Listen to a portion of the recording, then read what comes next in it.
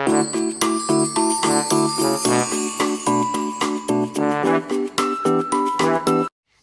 assalamualaikum. Welcome to my first video. Di sini aku mau cerita ke kalian gimana perjalanan muka aku dari mulus ke sampai berjerawat yang kayak di cover video ini. Di sini aku udah coba berbagai macam paketan skincare. Dari mulai temulawak, MS Glow, HN, Finskin. Sebelum aku mulai cerita ke kalian bisa klik tombol subscribe sama lonceng biar kalian tahu video-video terbaru aku mengenai acne. Tapi juga nggak acne juga sih, besok juga macam-macam lah video aku. Nah, awal aku pakai skincare itu kelas 2 SMP. Nah, kelas 2 SMP itu ngeliat temen itu mukanya tuh mulus banget kayak orang Korea, licin, gak jerawatan, dan sampai yang item-item kemedanya tuh hilang. Nah, aku tanya deh, dan ternyata dia pakai skincare temulawak. Akhirnya aku beli skincare temulawak itu, harganya waktu itu sepasang di 45 kalau nggak salah, tapi sekarang aku nggak tahu juga sekarang berapa. Aku pakai sampai cukup lama sih, sampai ke SMA. Nah, SMA itu kadang ya namanya ada bosen juga ya, pakai enggak bolong-bolong gitulah pakainya. Pas pakai bolong-bolong itu nggak ada pengaruh juga sih di muka aku, karena muka aku tuh dulunya, aku heran juga sih sama muka aku dulunya. Orang gampang banget jerawatan, sedangkan aku enggak. Itu pas aku SMA. Setelah tamat SMA, aku masih pakai produk temulawak itu, dan udah bertahun-tahun juga sih langganan gitu ya. Tapi alhamdulillahnya nggak ada sama sekali ngaruh jerawat atau apa kayak segala macam ya. Bagusnya tuh dari awal sampai terus menerus gitu. Nah, setelah kuliah, awal-awal kuliah sih, kan berbagai informasi juga aku dapet kalau temulawak itu ada yang nggak bagus, PPOM, nggak PPOM, bermerkuri lah. Nah, di sini aku udah coba mikir nerusin gak ya make temulawak ini. Nah, setelah aku pertimbangkan, akhirnya aku stop, berhenti pakai temulawak karena skincare temen-temen aku semua nggak ada yang temulawak. Aku juga nggak tahu ya. Abis itu setelah aku berhenti, aku nggak jeda sebulan, 2 bulan atau beberapa bulan atau gimana, aku cuma bentar jedanya langsung aku pakai skincare lain, yaitu MS Glow yang booming sekarang ini nih. Nah, 2017 aku udah pakai MS Glow, itu jeda paling 2 hari 3 hari. Kalau biasanya sih orang kalau nuker skincare itu kan harusnya pakai jeda dikit, kalau aku enggak, karena ya gitulah, bandel dan nggak tahu informasi. Nah, pas skincarean paketan MS Glow ini habis karena kesendet sama uang saku kuliah yang nggak cukup buat beli skincarean 300 paket, aku tuker sama yang lebih parahnya lagi, yaitu HN.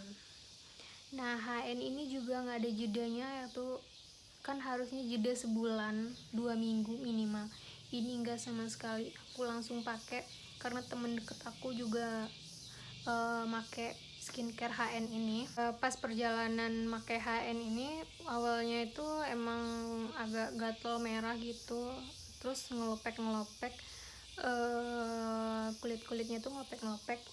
Akhirnya ya mulus, tapi aku berhenti sebulan pemakaian, satu paketan pemakaian kalau nggak salah aku. Itu juga nggak sampai habis karena nggak cocok sama krim siangnya, karena bedak krim siangnya itu nggak ngeblend sama bedak baby. Soalnya dari dulu aku pakai krim apa-apa itu pakai campurannya bedak baby aja, nggak yang lain-lain. Habis itu karena nggak cocok, aku balik lagi ke temulawak, karena temulawak itu waktu itu the best banget deh, harganya murah. Walaupun aku tahu udah berbahaya ya, tapi nggak ada ngaruhnya gitu, nggak ada ngaruhnya ke aku. Terus jangka pemakaiannya juga lama, lagi hemat gitu kan, namanya juga anak kuliah, uang pas-pasan tapi pengen glowing gitu kan. Setelah pemakaian beberapa paket temulawak ya cukup lama juga sih, akhirnya aku ada duit lagi dan berubah pikiran lagi buat make MS Glow lagi. Setelah temulawak ini pas 2018 ini aku itu dijeda dulu, aku dijeda selama sebulan dan muka aku langsung kusam. Nah pas muka aku langsung kusam, nah di sini ada nih fotonya muka aku yang kusam.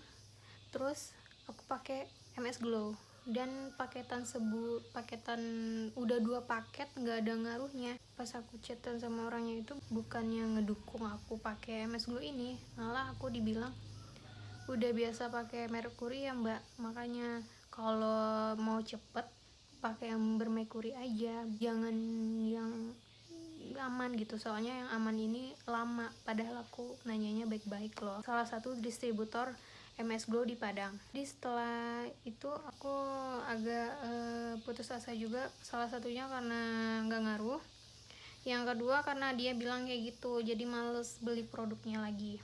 Nah habis itu aku tuker sama skincare lain, paketan skincare lain, harganya juga sama 300-an, yaitu Finskin. Nah, Finskin ini aku nggak jeda juga sih. Nah, di sini Finskin ini bedanya sama MS Glow ini, krim siangnya itu padat dan bikin putih. Kayak foundation, sekalian foundation, tapi beberapa minggu pemakaian putihnya itu aneh muka aku. Nggak wajar gitu, nggak ngeblend sama warna kulit gitu. Nah, nih, ini muka aku liatin ke kalian. Muka aku pas aku make Finskin, nah jadi putihnya aneh gitu, nggak ngeblend sama kulit badan aku karena kepaksa banget. Kulit putihnya itu beda sama temulawak yang dulu aku pakai, walaupun muka aku tuh bersih, agak-agak cerah, tapi ngeblend sama kulit badan aku. Nah setelah Finskin ini aku pakai 1 paket habis dan aku beli paket kedua, itu udah mulai tumbuh jerawat kayak gini nih. Nah ini mulai tumbuh satu-satu jerawat. Nah aku juga bingung sih, kok bisa sih sebelumnya pakai skincare macam-macam tapi nggak ada jerawatan, cuma kusam aja. Nah sekarang bisa jerawatan satu-satu tapi gede-gede banget dan bekasnya itu lama. Berhenti lagi make Finskin. Setelah itu aku pikir-pikir, aku berhenti pakai Finskin itu paketan kedua, karena banyak yang bilang muka aku tuh cerahnya tuh aneh, putihnya tuh aneh, dan jerawatannya gede-gede lama hilangnya. Setelah berhenti pakai Finskin, nah aku terpengaruh lagi pakai HN. Nah jadi muka aku itu udah banyak gonta-ganti skincare, tapi skincarenya itu cuma 4 macam: temulawak, MS Glow, Finskin, sama HN. Cuma puter-puter di situ aja. Kenapa aku pakai HN lagi? Karena terpengaruh sama teman aku. HN itu bagus ngilangin jerawat dia, jadi mukanya tuh cerahan. Di pemakaian pertama itu aman banget dan jerawatku bekas-bekasnya tuh hilang, tapi cuma mudar, nggak hilang banget. Habis itu pemakaian kedua HN udah mulai tumbuh jerawatnya tuh lumayan banyak, 3 biji di sini, 3 biji, dan di jidat 1. Nah di sini juga ada dulu. Waktu itu aku pas jerawatan parah karena HN, aku tetap make HN karena berharap pas aku make HN itu diilangin sama skincare ini. Karena aku lihat di review-reviewnya yang make HN kalau jerawatan itu hilang sama bekas-bekasnya, jadi kinclong gitu. Nah akhirnya bukannya membaik malah tambah parah.